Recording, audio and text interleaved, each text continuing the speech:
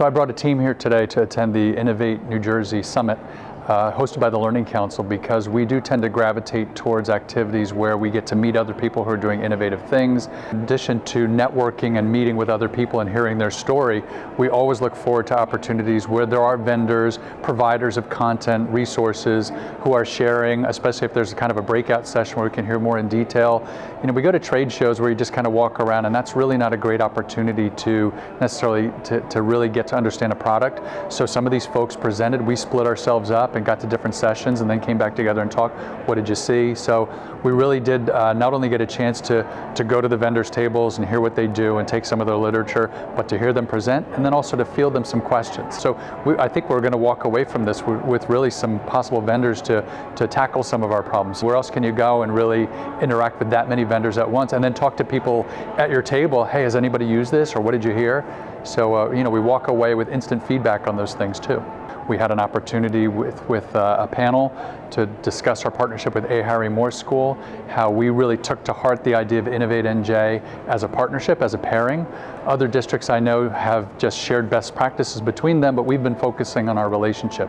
Two very different school districts. Toms River Regional Schools is the largest suburban district in New Jersey, and A. Harry Moore is a one-building school for the multiply disabled. So we really thought this is a chance for us to look at the differences among them.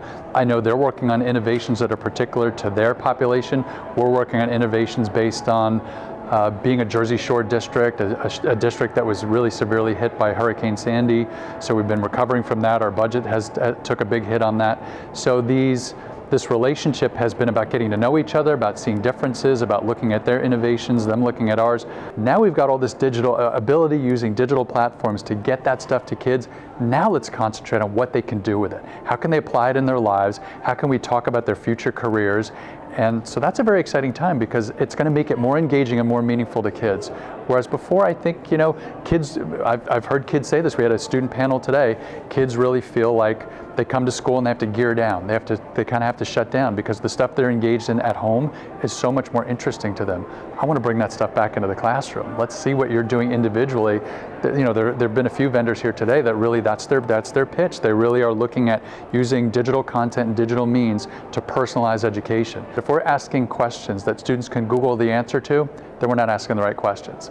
In other words, if we're just asking questions or putting content in kids' hands, that's not enough. We need to have them discern content, to be able to critique content, to be able to gather knowledge and then apply that knowledge. So this is a really exciting time, just a different mindset of looking at what students should be able to do, and now taking all we've done before and saying, okay, now we've got all this digital ability using digital platforms to get that stuff to kids.